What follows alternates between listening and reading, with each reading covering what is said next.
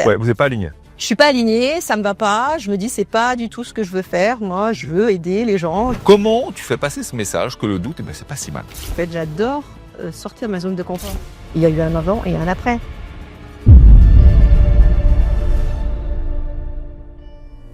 Bonjour tout le monde, bienvenue sur ce nouveau numéro de Dixit. Ravi de vous retrouver une nouvelle fois en plateau. Aujourd'hui, vous allez voir, on parle de performance, on parle de management, mais vous allez le voir surtout, on parle d'humain, on parle d'émotion également, pourquoi pas. Notre invitée, Paola Gardelin, fondatrice de Révéalis. Comment on révèle les talents dans une entreprise pour transformer durablement tout cela? Bonjour Paola. Bonjour Olivier. Sois la bienvenue à la maison.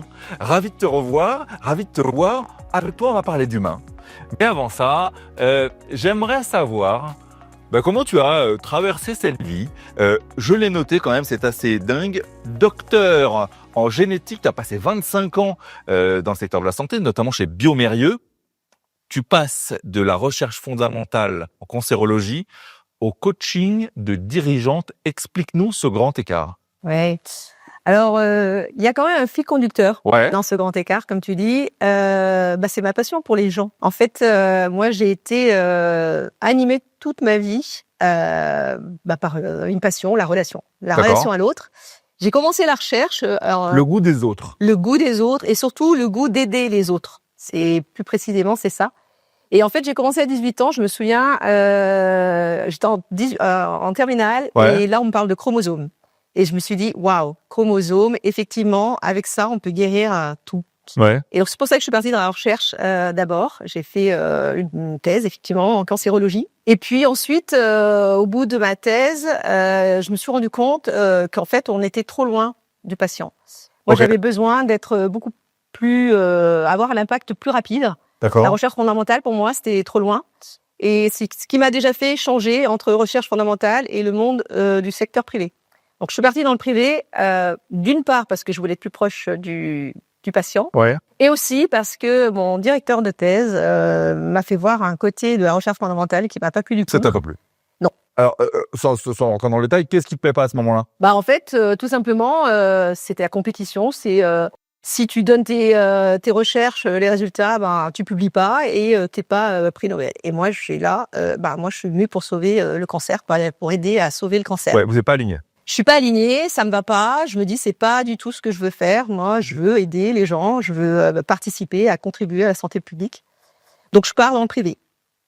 Et j'arrive. Alors d'abord je fais 2-3 start-up, une sur Paris d'ailleurs. Mm-hmm. Et puis j'arrive chez bioMérieux en 2007. Et là, par contre, génial, parce que la mission de bioMérieux, c'est vraiment de contribuer à la santé publique à travers le monde. Ça m'anime. Et tu le sens vraiment, cette empreinte, cet ADN, tu la sens. C'est porté, Monsieur Mérieux, il l'incarne. C'est un leader comme jamais. Et là, vraiment, je me sens à ma place. Je me dis, ça y est, là, je vais vraiment pouvoir contribuer. Donc, je m'épanouis pendant 25 ans, pas 20 ans pour les cas, et 15 ans chez bioMérieux, à des postes divers et variés, on pourra en parler. Ouais. Et à l'aube de mes 50 ans, Covid, et là, ça a été très dur pour moi. Très, très dur pour moi parce que plus de lien. Et moi, sans lien, je peux pas. Je meurs. Donc, tu vis extrêmement mal cette coupure, cette césure avec les gens. Carrément. Pour moi, j'ai été, pour être honnête, dépression, quoi. Je suis chez moi.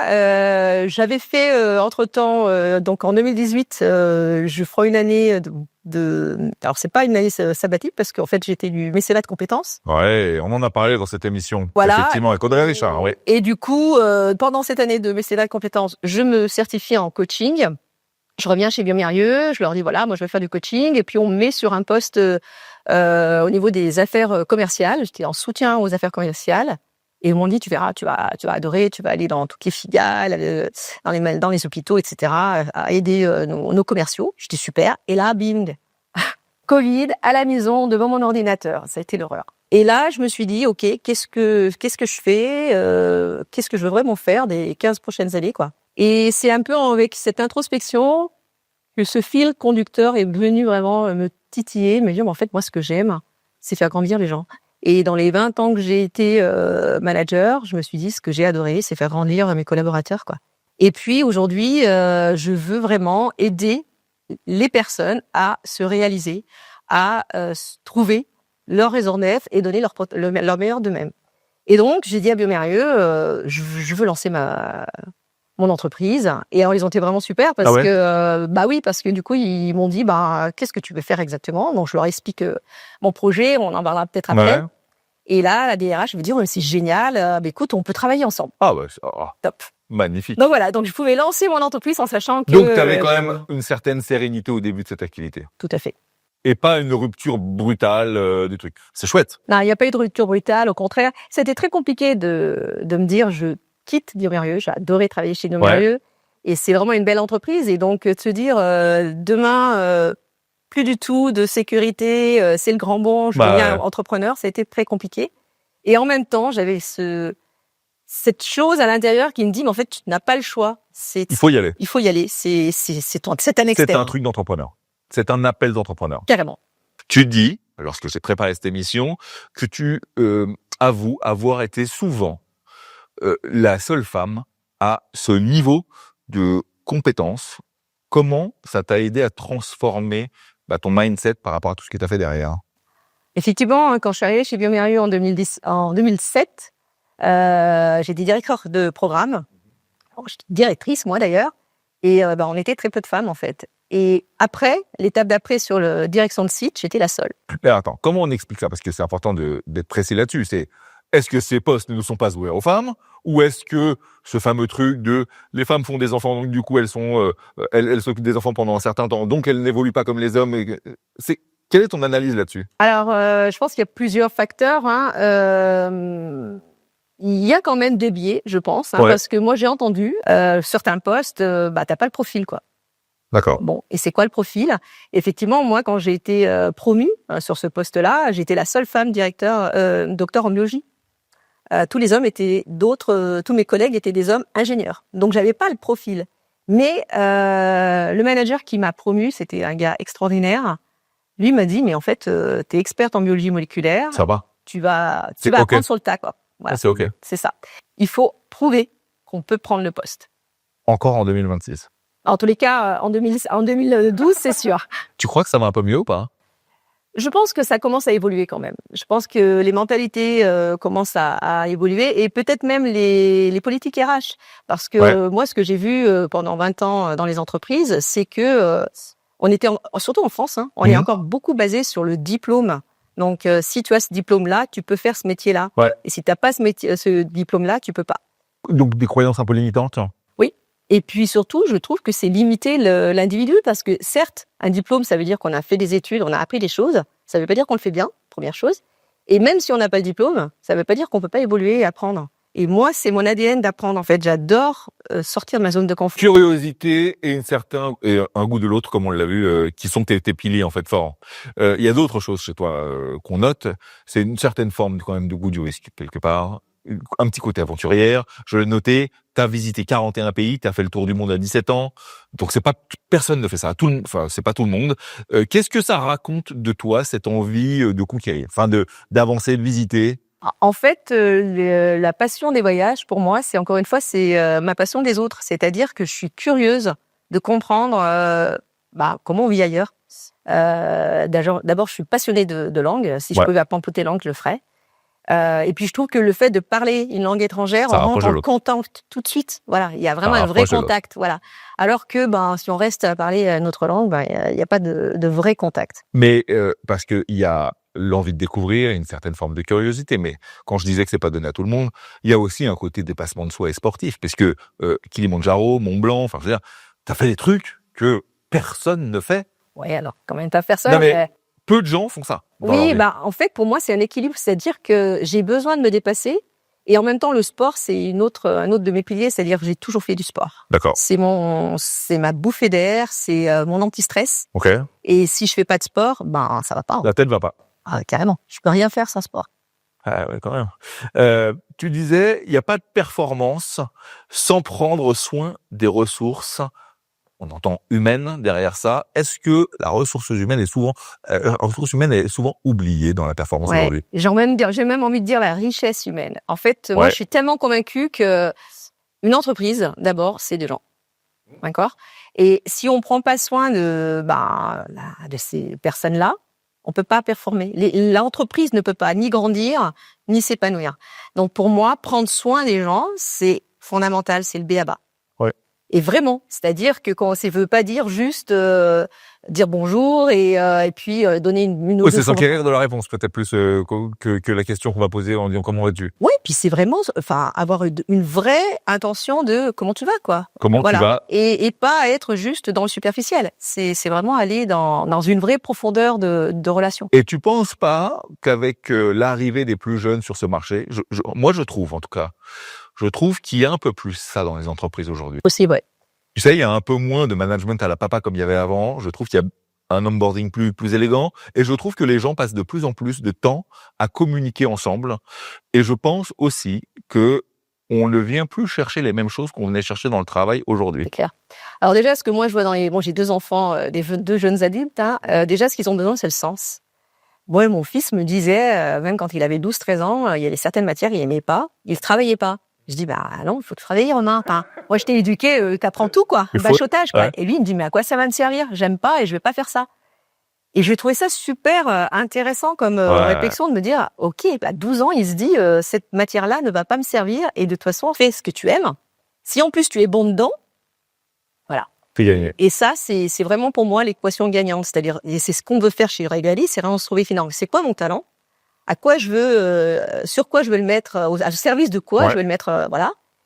Et quand on est vraiment à la bonne place, bon, on excelle en fait, puisqu'on fait ce qu'on aime. Et donc c'est tout bénéfice pour tout le monde. Et c'est bénéfique pour tout le monde. Bien sûr. Les gens sont heureux et on travaille mieux et donc plus de performance. Et donc moins de problèmes de santé mentale. Exactement. Qui sont en train d'exploser partout dans toutes les sociétés. D'ailleurs, chez les employés, mais également chez les dirigeants. Bien sûr. Faut le dire, dans tous les sens. Toi, bien entendu, comme tout le monde, tu as beaucoup douté. Oui, je doute encore. J'ai noté ça quand j'ai dit, tu as beaucoup douté, tu le dis. Moi, je doute souvent de plein de trucs. Et c'est vrai que le doute peut être considéré aujourd'hui en entreprise comme une certaine forme de faiblesse. Ouais. Comme, ah bon, on doute, non, faut y aller avec des certitudes, sinon on n'est pas crédible et tout ça. Comment tu fais passer ce message que le doute, c'est pas si mal? Alors, je sais pas si je fais passer ce message-là, mais en tous les cas, moi, j'ai envie surtout de dire aux gens d'être authentiques. Ouais. Et que, si effectivement, à un moment donné, on doute de soi, c'est OK. Ça va, je veux dire, on est juste des humains, quoi. On n'est pas parfait. La perfection n'étant pas de ce monde. Et donc, le doute, c'est aussi, c'est une certaine peur, en fait. Donc, c'est une émotion. Et l'émotion, elle est là. Donc, c'est plutôt de l'accueillir et de se dire, finalement, j'aime bien poser la question quand je commence à douter, quand je commence à me dire, je vais pas y arriver. La question que j'aime bien poser derrière, c'est qu'est-ce qui peut m'arriver de pire? Bon, ok. Ça libère une certaine chape de plomb qui avait dans le... Je suis d'accord avec toi. Toi, tu es coach. Oui. Aujourd'hui, c'est assez... faut le dire, c'est assez récent, le coaching. Bon. Souvent, on appelle le coach en bout de course. Quand on n'a plus de solution et qu'on se dit, il faut que quelqu'un d'autre me trouve la solution et donc j'appelle un coach. Toi, tu milites pour autre chose. Tu milites pour ce que j'appelle moi de la médecine chinoise, c'est-à-dire que on s'entretient tout au long de l'année, tout le temps, et quand on tombe malade finalement, c'est gratuit. C'est-à-dire que on prend soin de soi. C'est ça que tu défends. C'est exactement ça. Moi, j'aimerais bien que dans les entreprises finalement, qu'il y ait des coachs dans toutes les entreprises déjà. Ouais. Et c'est pas le cas tout le temps. Et qu'en fait, on utilise le coach pour c'est du proactif, c'est-à-dire s'assurer que les managers et leurs équipes ont tout ce qu'il faut pour réussir. Donc je l'explique, par exemple, quand on vient d'être nommé manager, on peut avoir la fibre managériale, on peut savoir un petit peu comment manager les gens. Un peu. Voilà, un peu guiné. Mais ça s'apprend. Ça s'apprend comment communiquer, comment embarquer les gens, comment passer un message, tout ça, ça s'apprend. Et donc, si on n'outille pas les managers pour leur expliquer comment ils vont embarquer leur équipe, et surtout, ce que je milite le plus, moi, c'est prendre le temps de se connaître. Ça revient dans la relation. Une équipe, c'est une personne avec d'autres personnes. Et pour que ça fonctionne, il faut déjà se connaître. Donc, il faut se connaître soi-même et ensemble. Exactement. Donc, prendre le temps, moi j'aime bien faire des ateliers de 2-3 jours, j'en ai fait un la semaine dernière à Barcelone. Prendre le temps de finalement se dire qui je suis, c'est quoi mes forces, c'est quoi ce qui me motive pour aller au travail, c'est quoi mes besoins. Tu penses qu'il y a une réelle empathie entre les gens, il y a une réelle... Et puis encore une fois, tu disais tout à l'heure, quand on on ouvre le doute, on partage son doute, ben l'autre le vit aussi. Ben là, c'est pareil. Ça marche pareil avec l'émotion. C'est pareil. C'est-à-dire que les gens, quand ils commencent à se livrer, à se dire, ah bah ouais, moi, s'il se passe ce truc-là, voilà ce que ça va déclencher en moi. Ah, ça y est, c'est bon, quoi. Le lien est fait et tout le monde se parle. Et à la fin, il y a un momentum, il y a une sorte une vraie cohésion, en fait, qui se crée. Et c'est magnifique à voir. Enfin, moi, j'adore. À chaque fois, je pars, je suis, waouh, c'est trop top. Tu vois l'avancée réellement, concrètement. Ah oui, en 3 jours. Il y a des choses qui se débloquent, il y a des trucs qui tombent. Je me souviens de mon tout premier coaching en Pologne, d'équipe. Ça a été vraiment un des plus beaux parce que je suis arrivée sur un site, donc c'était des développeurs de logiciels. Ils allaient vraiment très très mal. On leur avait dit, écoutez, là, si ça va pas mieux, bon, ils étaient en retard surtout depuis longtemps. Et on a passé 5 jours ensemble. Il y a eu un avant et un après. Et je me suis... Attends, juste pour que je comprenne. Tu vas voir cette équipe, tu dis, ils vont très mal. Ça se traduit comment? C'est-à-dire que c'est des gens qui sont en burn-out, c'est des gens qui sont fatigués, qui n'ont plus envie de donner. Ouais, il y a des gens en burn-out, il y a des gens agressifs au niveau verbal. Il y a des gens qui sont complètement désengagés, qui ne veulent plus travailler. Du coup, ils font du contre-courant, quoi. Ah, ok, d'accord. Et là, l'idée, c'est, ok, on remet à 0 et on repart à 0. Et la première chose que j'aurais fait, j'aurais dit, ok, dans 1 an, vous voulez qu'on parle de vous comment? Rien que ça. Les faire travailler ensemble sur leur vision. Bah, dans 1 an, on aimerait bien que. Et ben, juste ça les a réengagés. On m'a dit, c'est la première fois qu'on me demande mon avis, quoi. On parlait de l'émotion, justement. Tu es certifié EQI. Redis-moi déjà. C'est ça. C'est le quotient d'intelligence émotionnelle. Et c'est un peu comme le doute, l'émotion, au sens noble du terme, eh ben, c'était mal vu, de livrer ses émotions. Autant au théâtre, génial. En entreprise, non. Toi, tu dis que, au contraire, c'est un atout aujourd'hui. Ah, mais moi, carrément. Et alors, moi, je vis à travers les émotions. Donc, pour moi, ça a toujours été... je pouvais pas faire autrement. Même quand j'étais directrice de site chez Biomérieux, quand ça allait pas, mes équipes, elles le savaient, quoi. D'accord. J'étais incapable d'arriver en faisant semblant, tout va bien. Ça se lit. Ah ben, ça se lit. Puis je suis pas capable de ne pas le dire, en fait. C'est-à-dire que je trouve que c'est sain de dire aux gens, aujourd'hui, je vais pas bien. Du coup, déjà, ça permet de se dire, ah ouais, si jamais elle réagit ou surréagit, je sais que... Ouais, et puis ça veut dire, si elle va pas bien et qu'elle l'accepte, et qu'elle le dit elle-même, c'est-à-dire que moi aussi, j'ai le droit de pas aller bien de temps en temps. Et puis du coup, ça permet aussi d'être peut-être moins performant aujourd'hui là, quoi. Je veux dire, j'ai mal dormi, je vais pas bien, ouais. Faut prévenir tout de suite. En tous les cas, moi, j'autorisais mes équipes à me dire, ça va pas, et ok. On peut pas être performant tout le temps. On peut pas être à 100% tout le temps. Ouais. Donc pour moi, partager là-dessus, c'est fondamental. Et encore une fois, c'est pas une faiblesse. On est des êtres humains. Donc d'abord, il y a une émotion. Et l'émotion, ça vient de movir, c'est pour se mettre en action. Donc de toute façon, l'émotion, elle est là pour nous mettre en action. Ah, monsieur, dame. Sans action. Voilà comment on s'élève dans des sites. Sans émotion, il n'y a pas d'action. Tout part d'une émotion. Sans émotion, il n'y a pas d'action. Titre, j'adore. Le Women Leadership Programme, ton programme accompagne les femmes sur 6 mois. C'est ça. Alors, on rentre un peu dans le détail. Explique-nous comment ça marche tout ça. Ouais. Alors, effectivement, déjà, j'attends d'avoir une petite cohorte, entre 4 et 10. Donc, entre 4 et 10 femmes, c'est le pool que tu vas... Ouais, parce que ça permet vraiment d'avoir une dynamique d'équipe. Des femmes qui se ressemblent, des femmes qui partagent la même chose ou pas du tout? Pas forcément. Alors, souvent, c'est dans la même entreprise, donc c'est des femmes de la même entreprise. Elles se connaissent, mais pas que. La dernière cohorte, j'avais donc 5 femmes justement chez Biomérieux et 2 autres qui avaient rejoint la cohorte, qui n'étaient pas du tout chez Biomérieux. Donc, en fait, on commence, c'est un programme sur 6 mois avec 4 modules. Le premier, qui est le plus important pour moi, connaissance de soi. Alors, c'est marrant parce que quand on arrive, elles me disent tous, oui, non, mais je me connais, voilà. Elles sont un peu sur la retenue? Elles ont peut-être pas envie de délivrer tout de suite, elles ont peut-être un peu peur. Oui, mais ça, c'est mon don à moi. J'arrive à faire ouvrir les gens rapidement. Donc, rapidement, les gens arrivent à se livrer et à être en confiance. Ok. Voilà.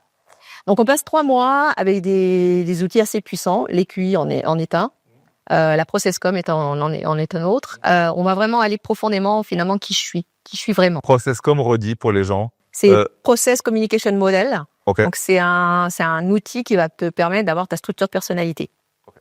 Il y en a d'autres, mais celui-là, il est très puissant parce qu'il allie aussi ton processus de communication. Comment tu rentres en communication. C'est ce qui aide notamment le ProcessCom dans la prise de parole en public ou des choses comme ça? Oui, aussi. Voilà, donc là, le premier module, c'est vraiment là-dessus. Ensuite, le deuxième module, on va travailler sur la carrière. Donc, aujourd'hui, voilà, elles ont tel et tel poste. Et puis, on va vraiment regarder en fonction justement de qui elles sont. Donc, et profondément. Donc, pas juste leur structure de personnalité et leur quotient émotionnel, mais aussi, finalement, qu'est-ce qui me définit, quels sont mes talents, quelles sont mes motivations, mes besoins aussi. Donc, on fait vraiment, j'ai créé un outil que j'ai appelé la carte de soi. Ouais. Et là, on est vraiment dans quelque chose de très profond au niveau de la personne. Et en regardant ça et en regardant les besoins de l'entreprise et aussi leur appétence, leur envie d'évoluer, on essaye de voir quelle serait la next step la plus logique. On flèche un peu le truc. Voilà. Ok.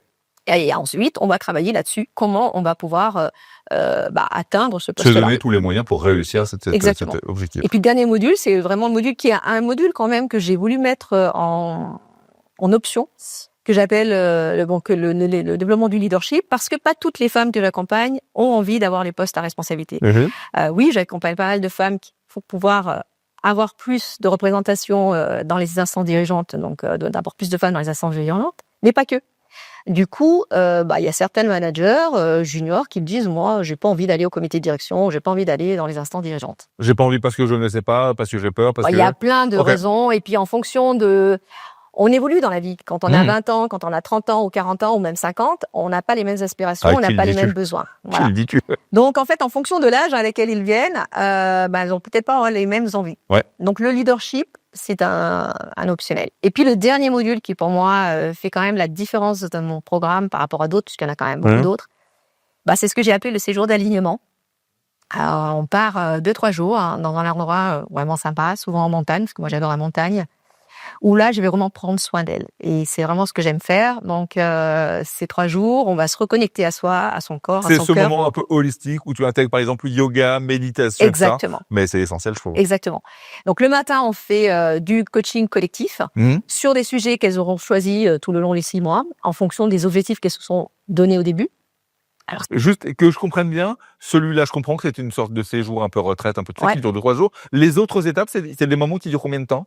Alors, il y a du coaching individuel. Donc, en fait, on a des séances tous les 15 jours. D'accord. Et puis, on a des ateliers collectifs. On en a au moins 1 par module. D'accord. Plus, on en a 3. Oui, c'est un moment où vous voyez quand même pas mal de fois. Pas souvent. Okay, on se voit souvent. C'est pour ça que c'est bien d'avoir une dynamique d'équipe, parce que si elles sont trop peu nombreuses, cette dynamique, elle est un peu... d'accord. Voilà. Donc, repartons dans nos montagnes.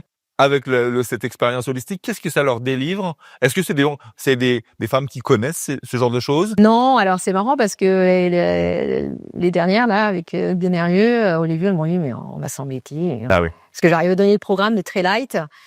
Et en fait, elles ont adoré parce que c'est évidemment des femmes qui travaillent beaucoup, qui sont super engagées, qui sont à fond. Et charge mentale, et là, j'aurais dit, là, on pose les valises, quoi. On pose les valises, on va prendre soin de nous. Et il y a une certaine réticence, évidemment, on ne pas toutes. Il y en a certaines qui font déjà du yoga, etc. Donc, chouette, c'est super. Ouais, un certain manque de lâcher prise. Exactement. Ouais, okay. Et en fait, au bout d'un jour, pif, ça s'arrête, quoi. Et là, on prend vraiment dans quelque chose de l'ordre du partage profond, quoi. Et il y a des choses qui se passent au niveau de la sororité. On va dans le partage de nos vies, en fait. Parce que finalement, oui, on est au travail, mais on est une seule même personne. Ouais. Et on a tout ce bagage personnel qui est là aussi, quoi. Donc, il y a des super partages. Et le fait de se poser au niveau du corps, de faire du yoga, de faire de la méditation, de faire du pilates, ça permet vraiment de prendre conscience que ça fait du... Ouais, c'est se remercier soi-même et se dire, attends, on va faire un temps maintenant, on arrête de subir le truc et on se remercie un peu, quoi. Et puis, au-delà de ça, moi, j'aime bien finir ces jours en disant, maintenant, vous allez toucher du doigt, qu'est-ce que ça peut faire de prendre soin de soi ? Comment vous allez le garder ? Parce que c'est bien 3 jours comme ça, mais l'idée, c'est que derrière, ça perdure, quoi. Et donc, je leur fais un plan de bien-être. Et chacune va décider qu'est-ce qu'elle va mettre en place. Et j'aime bien revenir 6 mois d'après. La bonne résolution. Oui, alors plus que la résolution, c'est vraiment, je m'engage à... J'ai pris conscience que mon corps, en fait, c'est mon véhicule, quoi. Si j'en prends pas soin, je fais rien. Et donc, qu'est-ce que je m'engage à mettre en place pour perdurer, pour que je puisse vraiment être bien et donc délivrer le meilleur au travail. Et je les ai revus 6 mois après, mais toutes transformées, quoi. C'était magnifique, vraiment magnifique. Et oui. Ta récompense, elle doit être chouette à ce moment-là. Ouais. Quand tu vois des gens qui vont mieux. Ah oui, carrément. Et moi, c'est mon plaisir. Mais quoi. Si je reboucle avec le début de cette émission, c'était ton souhait déjà dans Médical. Exactement. Tu vois ? Tu voulais que les gens aillent mieux. Ouais. Et là, tu fais en sorte que les gens vont mieux. On parle depuis tout à l'heure d'émotions. Je vais te l'opposer, tu vas voir, de manière extrêmement fracassante. Attention, t'es prête? Je vais te l'opposer au mot IA. Et on est obligé d'ouvrir cette parenthèse parce que l'IA, il traverse nos vies. Dans toutes les entreprises. On en parle, on l'utilise. Il est là, ça sert même plus à quelque chose de dire, ah, non, il est là. Est-ce que tu penses qu'un jour, les émotions et tout ça pourront être remplacées par l'IA? Parce que on a souvent ces derniers mois dit oh non, et puis on s'est aperçu que si, il y avait beaucoup de choses que l'IA remplaçait. Est-ce que ça pourrait aller jusqu'à l'émotion? Alors, j'ai pas la réponse honnêtement. Je sais pas. En tous les cas, j'espère pas. J'espère pas parce que je trouve que quand deux êtres humains se connectent et vraiment l'émotion passe à travers eux, il y a rien de plus fort. Et pour moi, c'est dans ces moments-là où on a une vraie connexion d'humain à humain où on peut faire quelque chose de grand. Et je suis pas sûre qu'IA arrivera à faire ça un jour en fait. Moi, je me vois pas me connecter à un robot, quoi. Déjà là, voilà, non, c'est pas possible. Et au-delà de l'émotion, il y a tout le reste. Il y a voilà le sourire, la façon de se regarder, de se connecter avec les yeux. Enfin, c'est tout ça en fait l'émotion. C'est pas juste je ressens du bien-être ou je ressens de la joie ou non, il y a tout ce qui se passe. Et donc moi, je crois pas. Ça servira, comme ce qu'on souhaite tous finalement, à nous dépatouiller de tâches extrêmement chronophages qui servent à rien, un peu intellectuelles, tout ça, mais ça ne remplacera pas le goût de l'autre, comme tu disais. Et puis, dans mon métier, en tous les cas, la subtilité, c'est justement d'arriver à se mettre à la place de l'autre. Il faut beaucoup d'empathie, de ressenti. Et ça, je crois pas que l'IA fera ça. En tous les cas, moi personnellement, si je devais faire le rôle inverse, j'ai eu un coaching moi-même, je me vois pas me connecter à quelque chose de virtuel. Moi, j'aime le vrai, quoi, en fait. Ouais. Voilà. Je pense qu'on retourne de plus en plus là-dessus. Pour moi, en tous les cas, c'est fondamental. Je trouve que on peut utiliser l'IA et on utilise l'IA pour gagner du temps. Alors, on pourrait en parler, hein. Gagner du temps jusqu'où, pourquoi. Mais oui, sur des tâches redondantes, sur des tâches à faible valeur ajoutée, peut-être.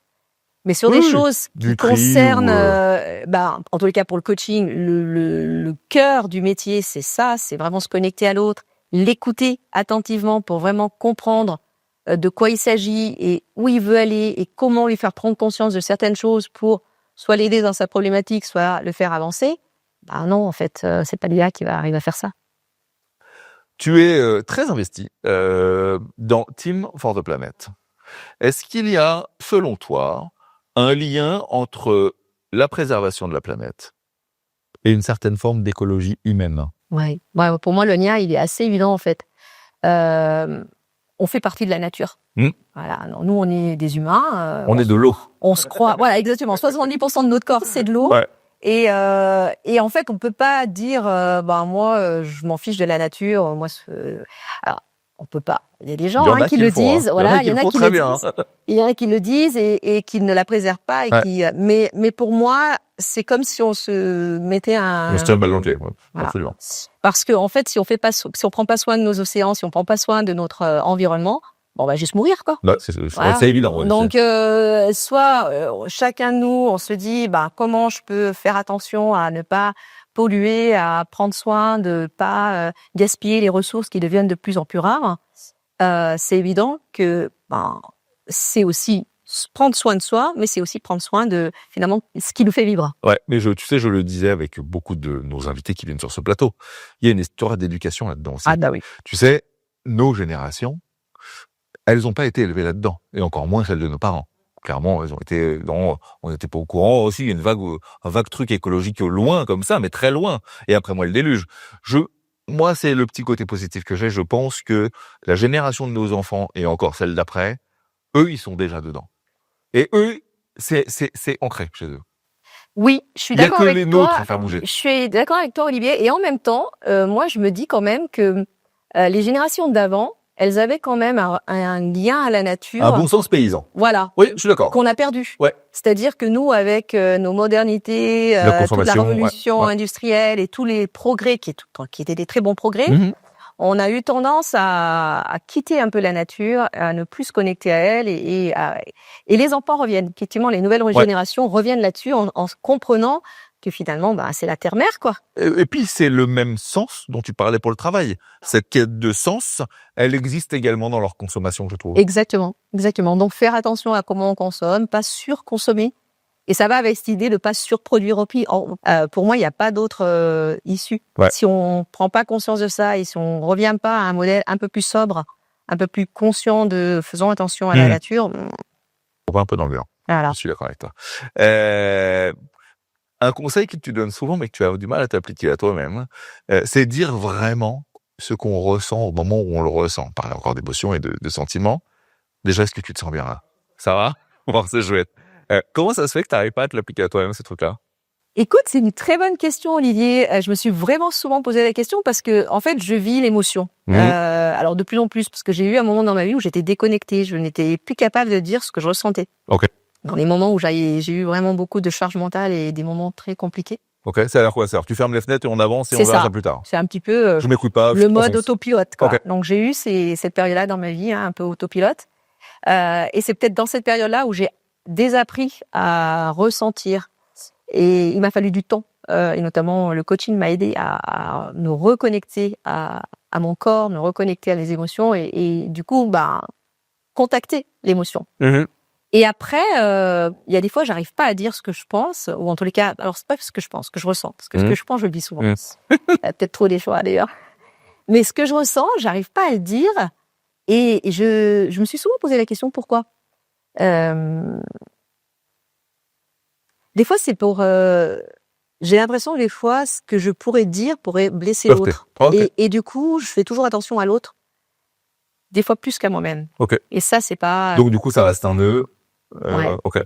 Et quand on n'arrive pas à dire ce qu'on ressent, le corps, moi, me le dit. Et derrière, bing, j'ai mal quelque part. Voilà. Mal de dos, mal de ventre, etc. Donc, résolution, essayer d'un peu plus dire ce qu'on ressent. Exactement. Bon, tu vas y arriver. Et en plus, le dire de façon tout à fait... voilà, dit là, ça me fait mal, quoi. Pas OK avec ça. Ok. On arrive au but de cet entretien.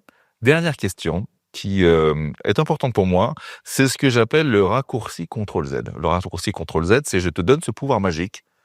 Toi qui connais la suite de ton parcours aujourd'hui, qui a vécu cette vie, si je pouvais te donner un retour en arrière, un seul, qu'il soit perso, professionnel, ta carrière, et peut-être faire quelque chose un peu différemment de ce que tu l'as fait, tu choisirais quel moment et pourquoi? C'est une bonne question. Je crois que il y a une chose que ma maman me disait quand j'avais une vingtaine d'années. Elle me disait Paola, il faut que tu sois plus diplomate. Ah, ok. Et moi, je comprenais pas. J'ai dit comment ça, plus diplomate? Oui, que des fois tu dis les choses de façon trop directe. Il y a une façon de dire les choses. Et moi, je l'interprétais. Maintenant, il faut que je mente, quoi. Il faut que je dise pas ce que je pense, quoi. Et elle me dit non, c'est pas ça. Mais tu es trop direct. Et mon coach m'a appris effectivement à dire les choses, mais avec l'art et la manière. Et donc c'est ça que je pense avec que je fais. Avec un peu plus de sagesse. Ouais. Okay. J'aimerais, et je pense que ce que je devrais, si je pouvais revenir en arrière, j'apprendrais à dire les choses de façon plus, alors courtoise. Je sais pas si c'est le mot. Je pense pas que je suis quelqu'un qui est pas courtois. Non, mais peut-être avec plus de forme, mettre un peu plus de guillemets. Exactement. Un peu plus de rondeur. Et en fait, c'est parce que ça vient des tripes. Moi, je le disais avec toutes mes tripes, avec toutes mes convictions, avec tout mon engagement aussi. J'ai toujours été très engagée dans ce que je fais. Et quand je suis engagée quelque chose, je vais y aller, quoi. Même si tout le monde est contre moi, je vais quand même dire ce que je pense. Mais il y a la façon de le dire. Voilà, c'est cette chose-là que j'aimerais. Paola, tu as fini ton Dixit. Bravo pour ce moment partagé. C'était extrêmement chouette de parler avec toi, de prendre ce temps, tu vois, de refaire un peu le fil de ta vie et puis peut-être de donner un peu d'opportunité aux gens qui nous regardent, de se dire « Ah, mais j'ai besoin de ça en ce moment, en fait. » Parce que c'est vrai qu'on est tous un peu dans notre couloir, on court toujours un peu plus vite, on parle beaucoup d'entreprises ici. C'est un peu la course en ce moment. Il faut peut-être faire un peu ce pas de côté de temps en temps. Et comme tu le disais, le coaching, c'est pas à la fin. C'est peut-être un peu maintenant. Allez-y, dès que vous pouvez. Merci, ça s'appelle Révéalis. On va mettre en bas de cette vidéo toutes les informations pour te contacter et pour peut-être prendre un peu de temps pour soi. Exactement. Bravo pour ton action, en tout cas. Merci Olivier, c'était vraiment super. C'était un chouette moment. Vous qui nous regardez, on se retrouve vite pour un autre numéro de Dixit. D'ici là, tâchez d'être heureux, parce que le reste suit toujours. En tout cas, essayez de donner l'exemple. Bye bye.